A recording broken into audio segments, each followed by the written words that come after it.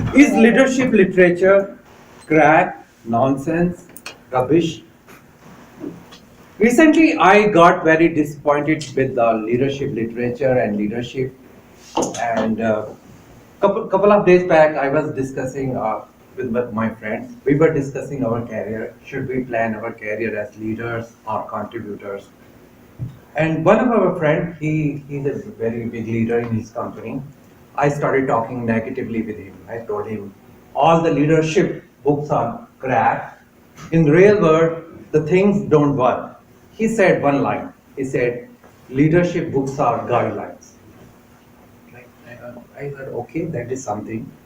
Then I told him that real world, the leadership is about insecurity. How insecure you are, how you manage your turf, how you cling to your job, the great leader you are. He said, there's another way of seeing this thing. It's taking about ownership. And I'm like, wow, that it changed my perspective about the leadership. So recently, I came across a book called The Dichotomy of Leadership. This is written by Jocko. He is a military leader in the Iraq. He has written a book about extreme leadership, and that's a best-selling book. And a lot of people, when he talked about extreme leadership, they thought about it's about micromanaging. So he came up a very nice book, where he gives examples how the real world is complex, kind of thing. It's not about micromanaging. You have to delegate also. So he gives nice examples. I would like to quote one story from his book. So now he gives consultancy to a lot of leaders. So one CEO called him and said, "We are having a trouble." He said, "What happened?" And she said, "We have the best security product, and we were doing great. And it's like during Christmas time, nobody is interested in security products. So we wanted to raise our sales, and we took some steps to improve our sales.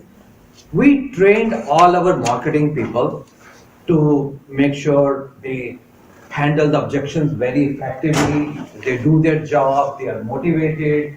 We set up high targets for them, and uh, we cut down the discounts. We made our pricing very strict. And you know what happened? And in October, the sales was down, and since then, sales is getting down. And we cannot figure out what's happening here. So he said, okay, he started visiting their sales offices, talking with sales officers, salespeople. He found they are very good, very experienced, very motivated. The product is great.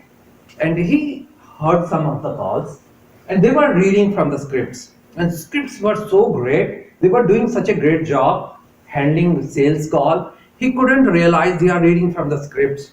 Whatever objections the customers had, they were able to handle. They were able to answer any question, but they were not able to sell it. He thought Jacko thought like, okay, oh my God, I'm going to fail here. I cannot figure out. So he took a couple of the salespeople to a lunch, and it was so perfect, so awesome. Like he's like, I'm not understanding what's happening. Everybody is saying. So one of the guys said, you know what is the problem? The problem is we are too perfect. He asked, what was the last time a salesman made his customer laugh? So it turned out, then he found out the real reason, and he gave the feedback to the CEO. He said the problem is you're too perfect. There's too much display. Everything is in the script. You now the people are talking to customers like robots, kind of. Nobody's building any relationship.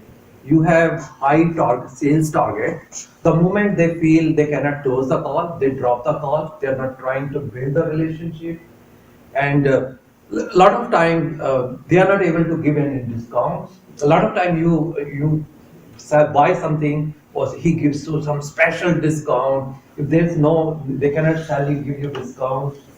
So after hearing the feedback, CEO decided, oh, something is wrong, and they pushed back. their sales strategy, introduce, let the salespeople give more discounts. So we can see, so coming from a military person that there's too much discipline, what is strange thing? So he gives a lot of examples in the real world, like when you have to, you need to plan, not over plan, so that you don't lose your dynamism. So I think it's a great book which talks about gives real world strategies which are very tough. So thank you very much.